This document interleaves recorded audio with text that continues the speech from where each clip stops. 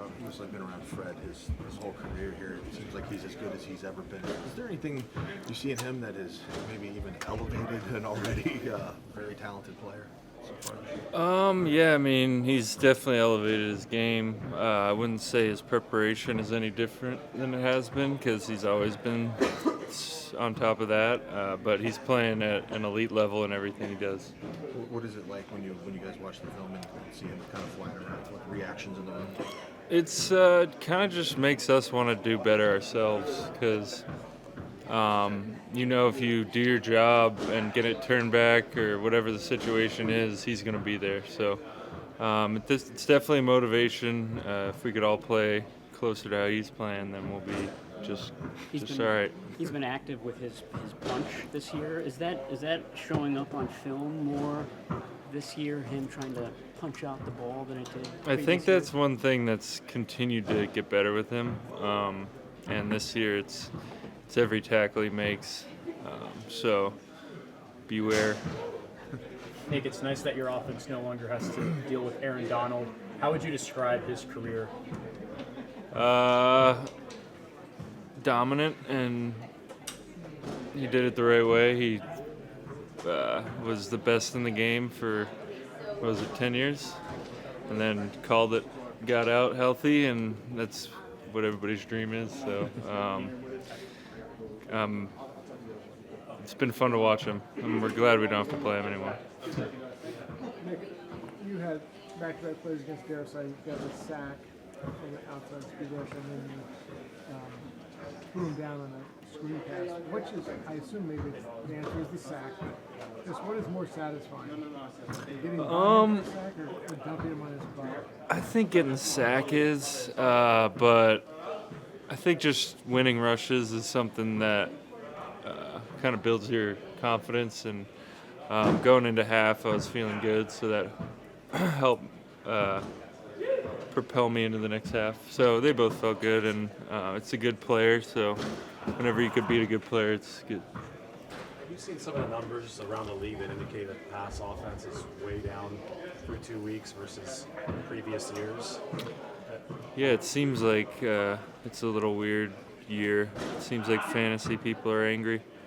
Do you have any theories, though, as to why? Is that well, there's been a lot of injuries to offensive lines throughout the league. I've noticed the Rams are getting some guys back this week, but they had some injuries. I think Seattle had some injuries. I think Tampa had injuries. So there's been injuries. There's a lot of receiver injuries. So whenever that happens and you have backups in there, it's going to be less productive for sure.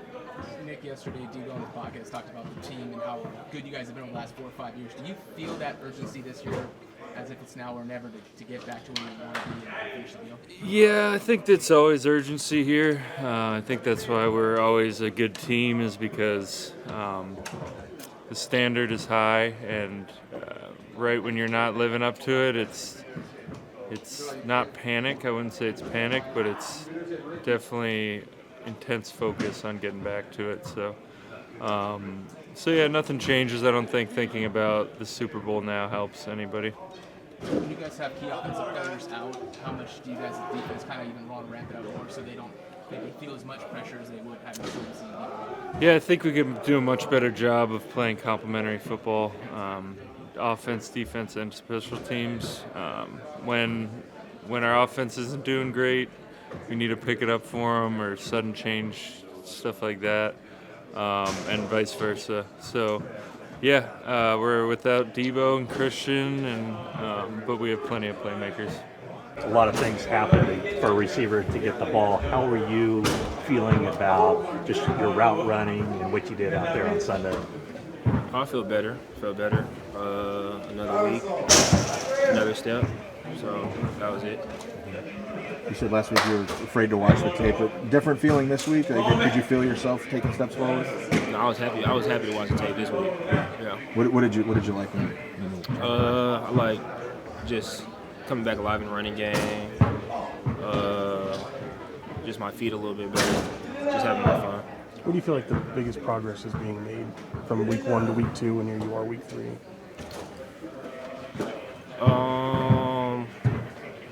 just the feeling, just like the feeling. Just, yeah, hard to explain, but just the feeling of being out there again.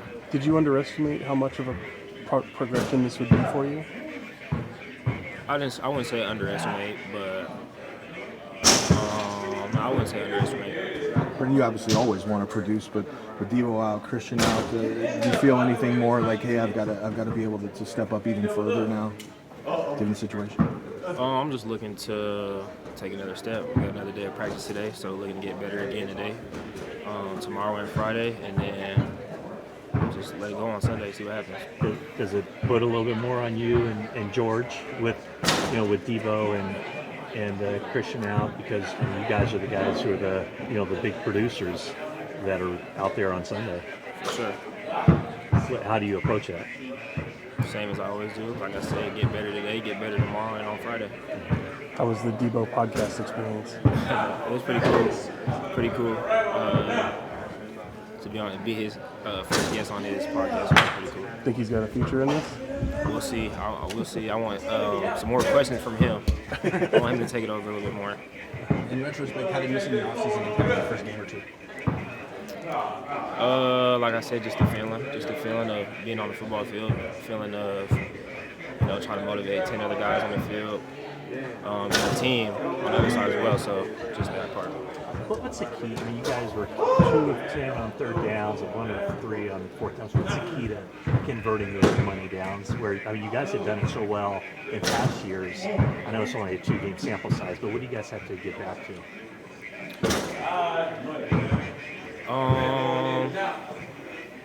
Executing. 11 guys. The way that we play football, 11 guys. And everybody just focused on what they had to do on those specific downs, but every down, but third and fourth especially, so that we can execute at a high level. You've seen the Rams so much. You look over there and not see Aaron Donald. How weird will that be? It's great. Why have you guys been so successful down there? I think you have a 5-game winning streak in LA. What's been the key to being so good down there in LA? Execution, playing our brand of football. Huge week, rivalry week. So we're excited. We know what to do. We know what we have to do. And it starts today. How cool is it for you to show up in LA and see all that red and all the fans show up? It's gonna be great. We love going to play down there. We love seeing all the red down there. A little home dome stadium, so we're excited. When a team's 0-2 like they are, what kind of desperation do you expect them to come out with, and how do you counter that? Because they really have to get a win to even. I feel like they feel they're desperate. We feel like we are as well too. So it's gonna be a great game. It's gonna be a lot of excitement, a lot of energy. So we'll see what happens when the game kicks off. We've seen from the rookie Jacob Cowling. Is he ready for this moment? This moment is in what? If he has to step up. Oh yeah, he'll be ready to go. Kyle just told us that Tylenol is going to be full this week. How much have you guys missed him, and what would it mean to get him back? We miss him a lot. I think even though he's a young player, his leadership ability in that room is big time. The voice that he has in the back end, calling out the checks and alerting guys, alerting even myself, is huge for me. Takes a lot off my plate, so happy to have him back out there. Don't want to drop a second, they don't want to drop a third straight. How important is that quote-unquote Levi's South atmosphere? Does it actually make a difference? No, it makes a huge difference. I love our fans, the faithful. It doesn't matter where we go, they show up big time, but especially in LA.